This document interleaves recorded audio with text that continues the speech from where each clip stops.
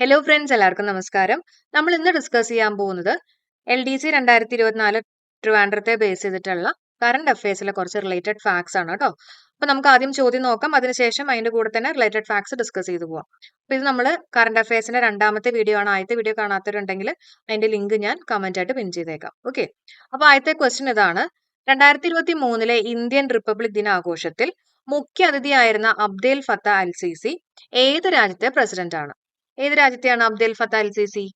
ഈജിപ്തിലെ അല്ലെ, Arab republic of Egypt ആണ്. ഓപ്ഷൻ 1 ആണ് ആൻസർ ആയിട്ട് വരുന്നത്. അതായത് answer it is option D അല്ലെ, ഒന്നാണ് ശരി. അപ്പൊ ഇവിടെ നമ്മൾ കണക്ട് ചെയ്ത് പഠിക്കേണ്ടതായിട്ടുള്ള കുറച്ച് ഇമ്പോർട്ടന്റ് ആയിട്ടുള്ള പോയിന്റ്സുകൾ ഉണ്ട്. അപ്പൊ 2023 കേസാണ് നമ്മൾ പറഞ്ഞത് അല്ലെ. ഇനി 2023 തന്നെ ഇമ്പോർട്ടന്റ് ആയിട്ടുള്ള ഒരു പോയിന്റ് ആണ് 2023 റിപ്പബ്ലിക് ദിന പരേഡിൽ കേരളം അവതരിപ്പിച്ചിട്ടുള്ള ഫ്ലോട്ടിന്റെ വിഷയം എന്താണ്? സ്ത്രീ ശാക്തീകരണം. എന്താണ്? സ്ത്രീ ശാക്തീകരണം. ബേപ്പൂർ ഉരുവിന്റെ ആകൃതിയിലുള്ളതാണ് ഈ ഒരു ടാബ്ലോ ട്ടോ. ആ ഒരു കാര്യം ഓർത്തു വെച്ചേക്കാം. അപ്പൊ സ്ത്രീ ശാക്തീകരണം. ഇനി ഫ്ലോട്ടുകളിൽ ഒന്നാം സ്ഥാനം നേടിയിട്ടുള്ളത് ഉത്തരാഖണ്ഡ് ആണ്. 2023 ഫ്ലോട്ടുകളിൽ, അതായത് നിശ്ചല ദൃശ്യത്തിനുള്ള പുരസ്കാരം നേടിയിട്ടുള്ള സംസ്ഥാനം ചോദിക്കുകയാണെങ്കിൽ ഏതാണ്? ഉത്തരാഖണ്ഡ് കേട്ടോ. ഉത്തരാഖണ്ഡ് എന്നുള്ള കാര്യം ഓർത്തു വെക്കാം. First position. ഇനി അത് ഓർക്കാനായിട്ട് ഈ എക്സാമിനൊക്കെ ഇരിക്കുന്ന സമയത്ത് കോപ്പി അടിച്ചു കഴിയുമ്പോൾ, ഉത്തരമൊക്കെ കണ്ടു കഴിയുമ്പോൾ നമ്മളിങ്ങനെ നിശ്ചലമായിട്ട് നിൽക്കും എന്നൊക്കെ വേണമെങ്കിൽ ഓർത്തു വെക്കാം. അപ്പൊ ഒന്നാം സ്ഥാനം ഉത്തരാഖണ്ഡ് ആണെന്നുള്ള കാര്യം ഓർത്തു വെക്കാം. ഇനി രണ്ടാം സ്ഥാനം ഏത് സംസ്ഥാനമാണ്? മഹാരാഷ്ട്രയാണ്. രണ്ടാം സ്ഥാനം മഹാരാഷ്ട്ര എന്നുള്ള കാര്യം അറിഞ്ഞു വെച്ചേക്കുക. ഇനി 2024 കേസ് പറയുകയാണെങ്കിൽ 2024 മുഖ്യ അതിഥിയായിട്ട് വന്നിട്ടുള്ള ആരായിരുന്നു? ഇമ്മാനുവൽ മാക്രോൺ അല്ലെ. Emmanuel Macron. Okay, Emmanuel Macron. Okay, French president ആയിരുന്നു കേട്ടോ. ഫ്രഞ്ച് പ്രസിഡന്റ് ആണ്. ആ കാര്യം ഓർത്തു വെച്ചേക്കാം. അതേപോലെ തന്നെ ഇപ്രാവശ്യത്തെ ടാബ്ലോയില് ഫസ്റ്റ് വന്നിട്ടുള്ള സംസ്ഥാനം ഒഡീഷയാണ്. ഇപ്രാവശ്യം വന്നിട്ടുള്ളത് first Odisha, second Gujarat. Okay, അപ്പൊ ഈ ഒരു പോയിന്റും കൂടെ എല്ലാവരും അറിഞ്ഞു വെച്ചേക്കാം കേട്ടോ. 2022 COVID-19 വ്യാപനം മൂലം മുഖ്യ അതിഥികളൊന്നും ഉണ്ടായിരുന്നില്ല. 2022 നമുക്ക് ഈ പറഞ്ഞ പോലെ മുഖ്യ അതിഥികളൊന്നും ഉണ്ടായിരുന്നില്ല കേട്ടോ. ഓക്കെ, നമുക്ക് അടുത്ത ക്വസ്റ്റ്യൻ നോക്കാം. പ്രമേഹം ബാധിച്ച കുട്ടികൾക്ക് സൗജന്യ ചികിത്സ നൽകുന്നതിന് കേരള ആരോഗ്യ വകുപ്പ് രൂപീകരിച്ചിട്ടുള്ള പദ്ധതി ഏതാണ്? ഏതാണ്? മിഠായി ആണ് കേട്ടോ. ഓക്കെ, പ്രമേഹം ബാധിച്ചിട്ടുള്ള കുട്ടികൾക്ക് സൗജന്യ ചികിത്സ നൽകുന്നതിന് കേരള ആരോഗ്യ വകുപ്പ് രൂപീകരിച്ചിട്ടുള്ള പദ്ധതി അല്ലെ, ഏതാണ്? മിഠായി എന്നുള്ളത് അറിഞ്ഞു വെച്ചേക്കാം. പിന്നെ നമുക്ക് ഇതിന്റെ ഓപ്ഷൻസ് ഒന്ന് നോക്കാം. അപ്പൊ ഇതിന്റെ ഓപ്ഷൻസും പിന്നെ എക്സ്ട്രാ കുറച്ച് ഇമ്പോർട്ടന്റ് ആയിട്ടുള്ള പദ്ധതികളും നമ്മൾ ഈ ഒരു ക്ലാസ്സിൽ ഡിസ്കസ് ചെയ്യുന്നുണ്ട്. അപ്പോൾ ഈ ഒരു പാറ്റേൺ നോക്കിക്കഴിഞ്ഞാൽ നിങ്ങൾക്ക് അറിയാൻ പറ്റും, വളരെ ലേറ്റസ്റ്റ് ആയിട്ടുള്ള പദ്ധതികൾ മാത്രമല്ല 2022 ഇമ്പോർട്ടന്റ് ആയിട്ടുള്ള പദ്ധതികൾ ചോദിക്കുന്നുണ്ട്. ഓക്കെ, അപ്പൊ നമുക്കതെല്ലാം വേഗം ഡിസ്കസ് ചെയ്യാം. അപ്പൊ ആദ്യം നമ്മൾ നോക്കാൻ പോകുന്നത് എന്താണ് തേനമൃത് എന്നുള്ളത് നോക്കാം. കണ്ടോ നമ്മുടെ ഈ ഒരു ഓപ്ഷൻ കേട്ടോ. എന്താണ് തേനമൃത്? തേനമൃത് എന്ന് പറഞ്ഞിട്ടുള്ള പദ്ധതി ലോക്ക്ഡൌൺ സാഹചര്യത്തിൽ 3 വയസ്സ് മുതൽ 6 വയസ്സ് വരെയുള്ള കുഞ്ഞുങ്ങളുടെ പോഷകക്കുറവ് പരിഹരിക്കുന്നതിനായിട്ട് കേരള സർക്കാർ ആരംഭിച്ചിട്ടുള്ള പദ്ധതിയാണ് തേനമൃത്. ഓക്കെ, നമുക്ക് ഈ അമൃതം പൊടിയായിട്ടൊക്കെ ഒന്ന് ഓർക്കാലോ. അമൃതം പൊടിയൊക്കെ കുട്ടികളുടെ വളർച്ചയ്ക്ക് വേണ്ടിയിട്ടൊക്കെയാണല്ലോ. അപ്പൊ ലോക്ക്ഡൌൺ സാഹചര്യത്തിൽ 3 വയസ്സ് മുതൽ 6 വയസ്സ് വരെയുള്ള കുഞ്ഞുങ്ങളുടെ പോഷകക്കുറവ് കേട്ടോ, പോഷകക്കുറവ് പരിഹരിക്കുന്നതിനായിട്ട് കേരള സർക്കാർ ആരംഭിച്ചിട്ടുള്ള പദ്ധതിയാണ് തേനമൃത്. ഇനി എന്താണ് നമുക്ക് ഹൃദ്യം എന്നുള്ളത് നോക്കാം. ഓക്കെ, ഹൃദ്യം പദ്ധതി പറയുന്നത് 18 വയസ്സിന് താഴെയുള്ള ജന്മന ഹൃദ്രോഗം ബാധിച്ചിട്ടുള്ള കുട്ടികൾക്ക് സൗജന്യ ചികിത്സ നൽകുന്ന കേരള സർക്കാർ പദ്ധതി. അപ്പൊ ഹൃദ്യം എന്ന് കേൾക്കുമ്പോൾ തന്നെ നമുക്കറിയാം അല്ലെ, ഹൃദയവുമായിട്ട് ബന്ധപ്പെട്ടിട്ടുള്ളതായിരിക്കും. 18 വയസ്സിന് താഴെയുള്ള ജന്മന ഹൃദ്രോഗം ബാധിച്ചിട്ടുള്ള കുട്ടികൾക്ക് സൗജന്യ ചികിത്സ നൽകുന്ന കേരള സർക്കാരിന്റെ പദ്ധതിയാണ് ഹൃദ്യം പദ്ധതി. ഓക്കെ, ഇനി അടുത്തത് എന്താണ് ആർദ്രം എന്നുള്ളത് നോക്കാം. ചികിത്സാ സൗകര്യങ്ങൾ മിതമായ നിരക്കിൽ ലഭ്യമാക്കി ആരോഗ്യ രംഗത്ത് സർക്കാർ സേവനങ്ങൾ ജനസൗഹൃദമാക്കാൻ ലക്ഷ്യമിടുന്ന പദ്ധതിയാണ് ആർദ്രം പദ്ധതി. അപ്പൊ എന്താ ആർദ്രം പദ്ധതി? ചികിത്സാ സൗകര്യങ്ങൾ മിതമായ നിരക്കിൽ ലഭ്യമാക്കി ആരോഗ്യ രംഗത്ത് സർക്കാർ സേവനങ്ങൾ ജനസൗഹൃദമാക്കാൻ ലക്ഷ്യമിടുന്ന പദ്ധതിയാണ് ആർദ്രം പദ്ധതി. അപ്പൊ ഈ 3 പഠിച്ചല്ലോ, അല്ല 4 പഠിച്ചല്ലോ. എന്തൊക്കെയാ നമ്മൾ പറഞ്ഞ? മിഠായി എന്ന് പറയുന്നത് പ്രമേഹം ബാധിച്ച കുട്ടികൾക്ക് സൗജന്യ ചികിത്സ നൽകുന്നതിന് കേരള ആരോഗ്യ വകുപ്പ് രൂപീകരിച്ചിട്ടുള്ള പദ്ധതിയാണ് മിഠായി എന്ന് പറയുന്നത് അല്ലെ. തേനമൃത് എന്തായിരുന്നു? അമൃത് എന്ന് പറയുമ്പോൾ തന്നെ അമൃതം പൊടിയൊക്കെ ഓർക്കാം. പോഷകക്കുറവൊക്കെ പരിഹരിക്കുന്നതിന് വേണ്ടിയിട്ട് ലോക്ക്ഡൌൺ സാഹചര്യത്തിൽ 3 വയസ്സ് മുതൽ 6 വയസ്സ് വരെയുള്ള കുഞ്ഞുങ്ങളുടെ പോഷകക്കുറവ് പരിഹരിക്കുന്നതിനായിട്ട് കേരള സർക്കാർ ആരംഭിച്ചിട്ടുള്ള പദ്ധതിയാണ് തേനമൃത്. ഇനി ഹൃദയം എന്ന് കേൾക്കുമ്പോൾ തന്നെ ഹൃദ്രോഗവും ബാധിച്ചിട്ടുള്ള കുട്ടികൾക്ക് സൗജന്യ ചികിത്സ നൽകുന്ന കേരള സർക്കാർ പദ്ധതിയാണ് 18 വയസ്സിന് താഴെയുള്ള കേട്ടോ. ഇനിയുള്ളത് ആർദ്രം. ചികിത്സാ സൗകര്യങ്ങൾ മിതമായ നിരക്കിൽ ലഭ്യമാക്കി ആരോഗ്യ രംഗത്ത് സർക്കാർ സേവനങ്ങൾ ജനസൗഹൃദമാക്കാൻ ലക്ഷ്യമിടുന്ന പദ്ധതിയാണ് ആർദ്രം പദ്ധതി. ഇത്ര എല്ലാവരും പഠിച്ചുല്ലോ അല്ലെ. ഇനി അടുത്ത ചോദ്യം ഇതായിരുന്നു, സ്നേഹ സാന്ത്വനം പദ്ധതി ആർക്കാണ് നൽകി വരുന്നത്? ആൻസർ ഓപ്ഷൻ എ ആണ്. അതായത് സംസ്ഥാനത്തെ എൻഡോസൾഫാൻ ഇരകൾക്കുള്ള പ്രതിമാസ ധനസഹായമാണ് സ്നേഹ സാന്ത്വനം. ഓക്കെ, അതായത് സംസ്ഥാനത്തെ എൻഡോസൾഫാൻ ഇരകൾക്കുള്ള പ്രതിമാസ ധനസഹായമാണ് സ്നേഹ സാന്ത്വനം. ഓക്കെ, ഇനി അതിനെ ബേസ് ചെയ്തിട്ടുള്ള നമുക്ക് കുറച്ച് പോയിന്റ്സുകൾ നോക്കാം. നമ്മൾ പറഞ്ഞു സംസ്ഥാനത്തെ എൻഡോസൾഫാൻ ഇരകൾക്കുള്ള പ്രതിമാസ ധനസഹായം നൽകുന്ന പദ്ധതിയാണ് സ്നേഹ സാന്ത്വനം അല്ലെ. ഓക്കെ, അപ്പൊ അതിന്റെ കൂടെ തന്നെ നമുക്ക് വേറെ ഇമ്പോർട്ടന്റ് ആയിട്ടുള്ള കുറച്ച് പദ്ധതികൾ നോക്കാം. അപ്പൊ നമ്മൾ സ്നേഹ സാന്ത്വനം നോക്കി, അതിന്റെ കൂടെ തന്നെ സമാശ്വാസ പദ്ധതി. എന്താണ് സമാശ്വാസം പദ്ധതി? വൃക്ക രോഗികളായവർക്ക്, ഡയാലിസിസ് ചെയ്യുന്നവർ, വൃക്ക കരൾ മാറ്റിവെക്കലിന് വിധേയരായവർ എന്നിവർക്ക് ധനസഹായം നൽകുന്ന പദ്ധതിയാണ് സമാശ്വാസം പദ്ധതി. ഇപ്പൊ വൃക്കയുമായിട്ട് ബന്ധപ്പെട്ടിട്ടുള്ള കേട്ടോ, വൃക്ക രോഗികളായവർക്ക്, ഡയാലിസിസ് ചെയ്യുന്നവർക്ക്, വൃക്ക കരൾ മാറ്റിവെക്കലിന് വിധേയരായവർക്ക് ധനസഹായം നൽകുന്ന ഒരു പദ്ധതിയാണ് സമാശ്വാസം പദ്ധതി. സമാശ്വാസം പദ്ധതി ഒന്ന് അറിഞ്ഞു വെച്ചേക്കാം കേട്ടോ. ഇനി അടുത്തത് എന്താണ് അഭയകിരണം? അപ്പൊ അഭയകിരണം ഉണ്ട്, ആശ്വാസ കിരണം ഉണ്ട്, രണ്ടും ഉണ്ട്, തമ്മിൽ മാറിപ്പോരുത്. നിരാലംബരായ വിധവകളുടെ അടുത്ത ബന്ധുക്കൾക്ക് സംരക്ഷണവും പാർപ്പിടവും നൽകുന്നവർക്ക് പ്രതിമാസം 1000 രൂപ ധനസഹായം നൽകുന്ന പദ്ധതിയാണ് അഭയകിരണം കേട്ടോ. അപ്പൊ അഭയം കൊടുക്കുകയാണ് അല്ലെ, വിധവകൾക്ക് അഭയം കൊടുക്കുന്ന ആൾക്കാർക്ക് 1000 രൂപ ധനസഹായം നൽകുന്ന ഒരു പദ്ധതിയാണ് അഭയകിരണം. അപ്പൊ നിരാലംബരായിട്ടുള്ള വിധവകളുടെ അടുത്ത ബന്ധുക്കൾക്ക് സംരക്ഷണവും പാർപ്പിടവും നൽകുന്നവർക്ക് പ്രതിമാസം 1000 രൂപ ധനസഹായം നൽകുന്ന പദ്ധതിയാണ് അഭയകിരണം. ഇനി അതേപോലെ ആശ്വാസകിരണം ഉണ്ട്. ആശ്വാസകിരണം എന്ന് പറഞ്ഞാല് ആശ്വാസകിരണം കിടപ്പ് രോഗികളെ ശുശ്രൂഷിക്കുന്നവർക്ക് പ്രതിമാസം പെൻഷൻ നൽകുന്ന സംസ്ഥാന സർക്കാർ പദ്ധതിയാണ് ആശ്വാസകിരണം. അതായത് ഈ രോഗികളെയൊക്കെ ശുശ്രൂഷിക്കുന്നവർക്ക് കൊടുക്കുന്ന ഒരു ധനസഹായം. അപ്പൊ അവർക്കൊരു ആശ്വാസമാവുമല്ലോ, രോഗികളെയൊക്കെ നോക്കുന്ന ആൾക്കാർക്ക്. അപ്പൊ അവർക്കൊരു ആശ്വാസമാവുന്ന ഓർക്കാം, അതാണ് ആശ്വാസകിരണം. അഭയകിരണം എന്ന് പറഞ്ഞാൽ എന്താ? ഒരു അഭയം കൊടുക്കുക അല്ലെ വിധവകൾക്ക്. അപ്പൊ വിധവകളുടെ അടുത്ത ബന്ധുക്കൾക്ക് സംരക്ഷണവും പാർപ്പിടവും നൽകുന്നവർക്ക് പ്രതിമാസം 1000 രൂപ ധനസഹായം നൽകുന്ന പദ്ധതിയാണ് അഭയകിരണം. സമാശ്വാസം പദ്ധതി എന്തായിരുന്നു? വൃക്ക രോഗികളായവർക്ക്, ഡയാലിസിസ് ചെയ്യുന്നവർക്ക്, ഇവർക്കൊക്കെ ധനസഹായം നൽകുന്ന പദ്ധതിയാണ് സമാശ്വാസം. നമ്മളോട് ചോദിച്ചിട്ടുള്ള എന്തായിരുന്നു? സ്നേഹ സാന്ത്വനം. സംസ്ഥാനത്തെ എൻഡോസൾഫാൻ ഇരകൾക്കുള്ള പ്രതിമാസ ധനസഹായം നൽകുന്ന പദ്ധതിയാണ് സ്നേഹ സാന്ത്വനം. അടുത്ത ചോദ്യം, വിദ്യാജ്യോതി പദ്ധതിയുമായിട്ട് ബന്ധപ്പെട്ട് താഴെ പറയുന്നവയിൽ ഏറ്റവും അനുയോജ്യമായിട്ടുള്ളത് ഏതാണെന്നാണ് ചോദ്യം. ഓക്കെ, അപ്പോൾ ഇതിന് ആൻസർ വരുന്നത് 1ഉം 2ഉം ശരിയാണെന്നുള്ളതാണ് കേട്ടോ. ഓപ്ഷൻ ബി ആണ് ആൻസർ ആയിട്ട് വരുന്നത്.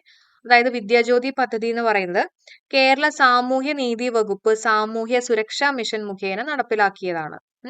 അതേപോലെ തന്നെ ഭിന്നശേഷിയുള്ള വിഭാഗത്തിലെ കുട്ടികളെ വിദ്യാഭ്യാസപരമായിട്ട് ഉയർച്ചയിലേക്ക് കൊണ്ടുവരുന്നതിന് വേണ്ടിയിട്ടുള്ള പദ്ധതിയാണ് വിദ്യാജ്യോതി. ഭിന്നശേഷിയുള്ള വിഭാഗത്തിലെ കുട്ടികളെ വിദ്യാഭ്യാസപരമായിട്ട് ഉയർച്ചയിലേക്ക് കൊണ്ടുവരുന്ന ഒരു പദ്ധതിയാണ് വിദ്യാജ്യോതി പദ്ധതി. ഓക്കെ, അപ്പൊ നമുക്ക് ഇതുമായിട്ട് ബന്ധപ്പെട്ടിട്ടുള്ള കുറച്ച് ഇമ്പോർട്ടന്റ് ആയിട്ടുള്ള പദ്ധതികൾ നോക്കാം. അപ്പൊ ഈ റീസെന്റ് ആയിട്ട് PSC ചോദിക്കുന്ന പദ്ധതികൾ എന്ന് പറഞ്ഞാൽ സ്ത്രീകൾക്കും കുട്ടികൾക്കും അതുപോലെ തന്നെ വിദ്യാഭ്യാസം, ആരോഗ്യരംഗം, ഇതിലൊക്കെ ഇമ്പോർട്ടൻസ് കൊടുത്തിട്ടുള്ള പദ്ധതികളാണ് ചോദിക്കുന്നത് കേട്ടോ. അപ്പൊ നോക്കാം, സ്കൂൾ വിദ്യാർത്ഥികളിലെ ആത്മഹത്യാ പ്രവണത തടയുന്നതിനായിട്ട് കേന്ദ്ര വിദ്യാഭ്യാസ മന്ത്രാലയം ആരംഭിച്ചിട്ടുള്ള പദ്ധതിയാണ് ഉമീദ് എന്ന് പറഞ്ഞിട്ടുള്ള പദ്ധതി. അപ്പൊ ഉമീദ് എന്ന് പറഞ്ഞിട്ടുള്ള പദ്ധതി എന്താണ്? സ്കൂൾ വിദ്യാർത്ഥികളിലെ ആത്മഹത്യാ പ്രവണത തടയുന്നതിനായിട്ട് കേന്ദ്ര വിദ്യാഭ്യാസ മന്ത്രാലയം ആരംഭിച്ചിട്ടുള്ള പദ്ധതി ഏതാണ്? ഉമീദ് ആണ് കേട്ടോ, ഉമീദ് ആണ്. മികച്ച പഠന നിലവാരം പുലർത്തുന്ന പട്ടികജാതി വിഭാഗത്തിൽപ്പെട്ട കുട്ടികൾക്ക് സ്കൂൾ വിദ്യാഭ്യാസം ഉറപ്പാക്കുന്നതിനായിട്ടുള്ള കേന്ദ്ര സാമൂഹ്യ നീതി മന്ത്രാലയത്തിന്റെ പദ്ധതിയാണ് ശ്രേഷ്ഠ. വേണമെങ്കിൽ ചോദിക്കാവുന്ന ഒരു ചോദ്യം തന്നെയാണ് കേട്ടോ. മികച്ച പഠന നിലവാരം പുലർത്തുന്ന പട്ടികജാതി വിഭാഗത്തിൽപ്പെട്ട കുട്ടികൾക്ക് സ്കൂൾ വിദ്യാഭ്യാസം ഉറപ്പാക്കുന്നതിനായിട്ടുള്ള കേന്ദ്ര സാമൂഹ്യ നീതി മന്ത്രാലയത്തിന്റെ പദ്ധതി ഏതാണ്? ശ്രേഷ്ഠ. ശ്രേഷ്ഠ എല്ലാവരും പഠിച്ചേക്കാം കേട്ടോ. അപ്പൊ നല്ല പഠന നിലവാരമുള്ള കുട്ടികളെ, പട്ടികജാതി വിഭാഗത്തിൽപ്പെട്ടിട്ടുള്ള കുട്ടികളെ വിദ്യാഭ്യാസം, അവർക്കുള്ള വിദ്യാഭ്യാസം ഉറപ്പാക്കുന്നതിന് വേണ്ടിയിട്ടുള്ള ഒരു പദ്ധതിയാണ് ശ്രേഷ്ഠ. ഇനി നോക്കിയേ, അങ്കണവാടികളിലെ ശിശു സൗഹൃദ കേന്ദ്രങ്ങളാക്കി മാറ്റുക എന്ന ലക്ഷ്യത്തോടെ കേരള സർക്കാർ ആരംഭിച്ചിട്ടുള്ള പദ്ധതിയാണ് ചായം എന്ന് പറഞ്ഞിട്ടുള്ള പദ്ധതി. അങ്കണവാടികളിലെ ശിശു സൗഹൃദ കേന്ദ്രങ്ങളാക്കി മാറ്റുക എന്ന ലക്ഷ്യത്തോടെ കേരള സർക്കാർ ആരംഭിച്ചിട്ടുള്ള പദ്ധതി ഏതാണ്? ചായം. അപ്പോൾ ഈ ചായമൊക്കെ വെച്ച് കളിക്കുന്നത് അങ്കണവാടിയിലെ ജസ്റ്റ് ഒന്ന് ഓർക്കുക കേട്ടോ. അപ്പൊ അതാണ് ചായം എന്ന് പറഞ്ഞിട്ടുള്ള പദ്ധതി. അപ്പൊ ഉമീദ് അറിയാലോ, സ്കൂൾ വിദ്യാർത്ഥികളിലെ ആത്മഹത്യാ പ്രവണത തടയുന്നതിന് വേണ്ടിയിട്ടുള്ള ഒരു പദ്ധതിയാണ്. അതേപോലെ തന്നെ നല്ല നിലവാരത്തിൽ പഠിക്കുന്ന പട്ടികജാതി വിഭാഗത്തിൽപ്പെട്ടിട്ടുള്ള വിദ്യാർത്ഥികളെ അവർക്ക് വിദ്യാഭ്യാസം ഉറപ്പാക്കുന്നതിന് വേണ്ടിയിട്ടുള്ള പദ്ധതിയാണ് ശ്രേഷ്ഠ. പിന്നെ അങ്കണവാടികളിലെ ശിശു സൗഹൃദ കേന്ദ്രങ്ങളാക്കി മാറ്റുക എന്ന ലക്ഷ്യത്തോട് കേരള സർക്കാർ ആരംഭിച്ചിട്ടുള്ള പദ്ധതിയാണ് ചായം എന്ന് പറയുന്നത്. ഇനി അടുത്ത പോയിന്റ് പഠിക്കുക. സാമ്പത്തികമായിട്ട് പിന്നോക്കം നിൽക്കുന്ന ഭിന്നശേഷിക്കാരായ മാതാപിതാക്കളുടെ കുട്ടികൾക്ക് വിദ്യാഭ്യാസ സഹായം നൽകുന്നതിന് വേണ്ടിയുള്ള കേരള സാമൂഹ്യ നീതി വകുപ്പിന്റെ പദ്ധതിയാണ് വിദ്യാകിരണം. അപ്പൊ എന്താ ഈ വിദ്യാകിരണം? വിദ്യ എന്ന് കേൾക്കുമ്പോൾ തന്നെ നമുക്കറിയാം എഡ്യൂക്കേഷനുമായിട്ട് ബന്ധപ്പെട്ട് അല്ലെ. അപ്പൊ സാമ്പത്തികമായിട്ട് പിന്നോക്കം നിൽക്കുന്ന ഭിന്നശേഷിക്കാരായ മാതാപിതാക്കളുടെ കുട്ടികൾക്ക് വിദ്യാഭ്യാസ ധനസഹായം നൽകുന്നതിന് വേണ്ടിയിട്ടുള്ള ഒരു പദ്ധതിയാണ് വിദ്യാകിരണം. വിദ്യാകിരണം. ഇനി എന്താണ് കെ-റീപ്പ് പദ്ധതി എന്നുള്ളത് നോക്കാം. സംസ്ഥാനത്തെ സർവകലാശാലകളും കോളേജുകളും ഒറ്റ സോഫ്റ്റ്വെയറിന്റെ കുടക്കീഴിലാക്കുന്ന പദ്ധതിയാണ് കെ-റീപ്പ്. ഓക്കെ, അപ്പൊ സംസ്ഥാനത്തെ സർവകലാശാലകളും കോളേജുകളും ഒറ്റ സോഫ്റ്റ്വെയറിന്റെ കുടക്കീഴിലാക്കുന്ന പദ്ധതിയാണ് കെ-റീപ്പ് പദ്ധതി. എല്ലാ കുട്ടികൾക്കും പ്രാഥമിക ഗണിതശേഷി ഉറപ്പാക്കാൻ കെ-ഡിസ്കിന്റെ നേതൃത്വത്തിൽ ആരംഭിച്ചിട്ടുള്ള നൂതന പദ്ധതിയാണ് മഞ്ചാടി. ഇമ്പോർട്ടന്റ് ആണ്, വേണമെങ്കിൽ ചോദിക്കാം കേട്ടോ. അപ്പൊ മഞ്ചാടി എന്ന് പറയുന്നത് എല്ലാ കുട്ടികൾക്കും പ്രാഥമിക ഗണിതശേഷി ഉറപ്പാക്കാൻ കെ-ഡിസ്കിന്റെ നേതൃത്വത്തിൽ ആരംഭിച്ചിട്ടുള്ള നൂതന പദ്ധതി ഏതാണെന്ന് ചോദിക്കുകയാണെങ്കിൽ അത് മഞ്ചാടി. മഞ്ചാടി എല്ലാവരും പഠിച്ചു വെക്കുക കേട്ടോ. അപ്പൊ എന്തൊക്കെയാ പറഞ്ഞ? വിദ്യാകിരണം സാമ്പത്തികമായിട്ട് പിന്നോക്കം നിൽക്കുന്ന ഭിന്നശേഷിക്കാരായിട്ടുള്ള മാതാപിതാക്കളുടെ കുട്ടികൾക്ക് വിദ്യാഭ്യാസം നൽകുന്ന അതിനു വേണ്ടിയിട്ടുള്ള ഒരു സാമൂഹ്യ പദ്ധതിയാണ് വിദ്യാകിരണം. കെ-റീപ്പ് എന്തായിരുന്നു? എല്ലാം കൂടെ ഒറ്റ കീഴിൽ അല്ലെ. അപ്പൊ സംസ്ഥാനത്തെ സർവകലാശാലകളും കോളേജുകളും ഒറ്റ സോഫ്റ്റ്വെയറിന്റെ കുടക്കീഴിലാക്കുന്ന പദ്ധതിയാണ് കെ-റീപ്പ്. മഞ്ചാടി എല്ലാ കുട്ടികൾക്കും പ്രാഥമിക ഗണിതശേഷി ഉറപ്പാക്കാൻ കെ-ഡിസ്കിന്റെ നേതൃത്വത്തിൽ ആരംഭിച്ചിട്ടുള്ള നൂതന പദ്ധതിയാണ് മഞ്ചാടി. ഇനി എന്താണ് വയോസാന്ത്വനം എന്നുള്ളത് നോക്കാം. അപ്പൊ നമുക്ക് വയോസാന്ത്വനം നോക്കാനുണ്ട്, വയോമധുരം നോക്കാനുണ്ട്, അതേപോലെ തന്നെ സ്നേഹതീരം. ഇതെല്ലാം ഇമ്പോർട്ടന്റ് ആയിട്ടുള്ള പദ്ധതികളാണ് കേട്ടോ. നിങ്ങൾക്ക് അറിയായിരിക്കും ഒരുപാട് പദ്ധതികൾ നമുക്ക് പഠിക്കാനുണ്ട്. അപ്പൊ ഏറ്റവും ഇമ്പോർട്ടന്റ് ആയിട്ടുള്ള പദ്ധതികളാണ് നമ്മൾ സെലക്ട് ചെയ്തിട്ടുള്ളത്. സംരക്ഷിക്കാൻ ആളില്ലാത്തവരെയും കിടപ്പ് രോഗികളായ വയോജനങ്ങളെ സ്ഥാപനങ്ങളിലേക്ക് ഏറ്റെടുത്ത് സംരക്ഷിക്കുന്ന സാമൂഹ്യ നീതി വകുപ്പിന്റെ പദ്ധതിയാണ് വയോസാന്ത്വനം. ആ പേരിൽ തന്നെ നമുക്ക് കിട്ടും അല്ലെ. വയസ്സായിട്ടുള്ള ആൾക്കാർക്ക് ഒരു സാന്ത്വനം നൽകുന്നതിന് വേണ്ടിയിട്ട് അല്ലെ. അപ്പോൾ സംരക്ഷിക്കാൻ ആളില്ലാത്തവരെയും കിടപ്പ് രോഗികളായ വയോജനങ്ങളെ സ്ഥാപനങ്ങളിലേക്ക് ഏറ്റെടുത്ത് സംരക്ഷിക്കുന്ന ഒരു പദ്ധതിയാണ് വയോസാന്ത്വനം എന്ന് പറഞ്ഞിട്ടുള്ള പദ്ധതി. അടുത്തത് വയോമധുരമാണ്. ആ മധുരം കാണുമ്പോൾ തന്നെ നമുക്കറിയാം പ്രമേഹവുമായിട്ട് ബന്ധപ്പെട്ടിട്ടുള്ള എന്തെങ്കിലുമൊക്കെ ആയിരിക്കും അല്ലെ. അപ്പൊ BPL കുടുംബങ്ങളിലെ പ്രമേഹ രോഗികളായ വയോജനങ്ങൾക്ക് സൗജന്യമായിട്ട് ഗ്ലൂക്കോമീറ്റർ നൽകുന്ന പദ്ധതിയാണ് വയോമധുരം. അതായത് വയോ എന്ന് കേൾക്കുമ്പോൾ തന്നെ വയസ്സായിട്ടുള്ള ആൾക്കാർക്ക് അവരുടെ പ്രമേഹമൊക്കെ ചെക്ക് ചെയ്യാൻ വേണ്ടിയിട്ട് ഗ്ലൂക്കോമീറ്റർ നൽകുന്ന ഒരു പദ്ധതിയാണ്.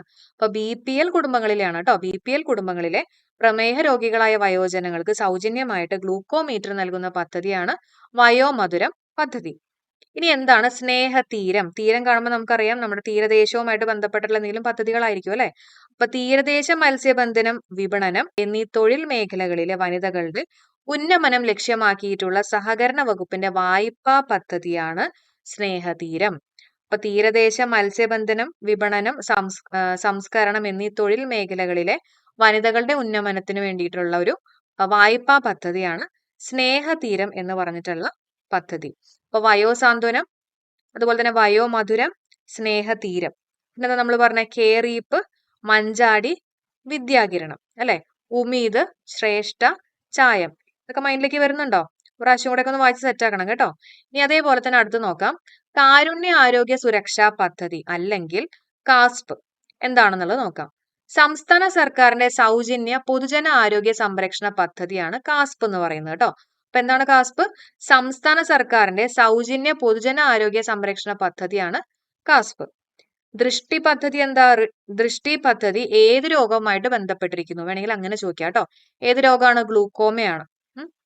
അല്ലെങ്കിൽ ഗ്ലൂക്കോമ രോഗവുമായിട്ട് ബന്ധപ്പെട്ടിട്ടുള്ള പദ്ധതി വേണമെങ്കിൽ ദൃഷ്ടി, നേർക്കാഴ്ച അങ്ങനെയൊക്കെ കൊടുക്കാം കേട്ടോ. അപ്പൊ കറക്റ്റ് ആയിട്ട് പഠിച്ചു വെച്ചേക്ക.